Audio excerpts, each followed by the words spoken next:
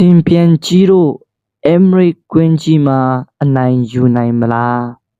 အားလုံးပဲမင်္ဂလာပါကျွန်တော်ရဲ့ YouTube channel လေးကနေအားလုံးကိုကြိုဆိုပါတယ်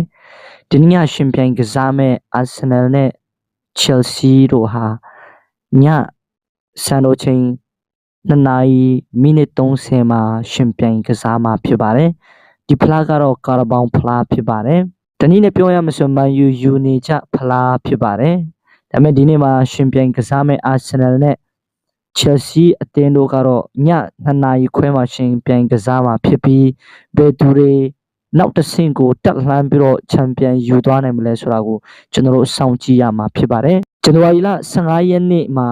ည2နာရီခွဲမှာရှင်ပြိုင်ကစားခဲ့တဲ့အခါမှာ Chelsea နဲ့ Arsenal တင်းဟာ Chelsea အကွင်းမှာပဲ2-3နဲ့ပြီးဆုံးသွားခဲ့တာကိုကျွန်တော်တို့မြင်တွေ့ရတာဖြစ်ပါတယ်။ပွဲစဉ်မှာတော့Chelsea က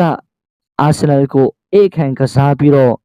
အိမ်ကွင်းမှာပဲကာနာချိုက2ဂိုးသွင်းခဲ့တာကိုကျွန်တော်တို့မြင်တွေ့ရတာဖြစ်ပါတယ်။ဒါမဲ့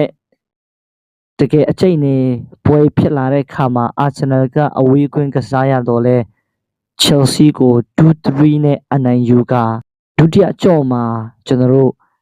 Emirates ကွင်းကြီးမှာရှင်ပြိုင်ကစားရမှာကိုကျွန်တော်တို့မြင်တွေ့ရတာဖြစ်ပါတယ်။ဒီပွဲစဉ်မှာဘယ်သူအနိုင်ယူပြီးဘယ်သူတွေနောက်တစ်ဆင့်ကိုတက်လှမ်းပြီးချန်ပီယံဖလားကိုဆွခူးသွားမလဲဆိုတာကိုကျွန်တော်တို့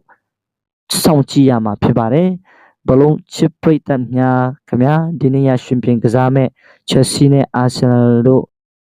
ပြိုင်ပွဲဟာဘယ်သူတွေကြည့်ပြီးတော့ဘယ်သူတွေအားပေးမလဲဆိုတာ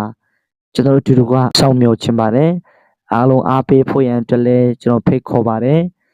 United ပွဲလေးမရှိတဲ့အတွက်ဒီຢာလေးကိုကျွန်တော်ဂျာရဲ့လေးမှာတင်ပြချင်တာဖြစ်ပါတယ်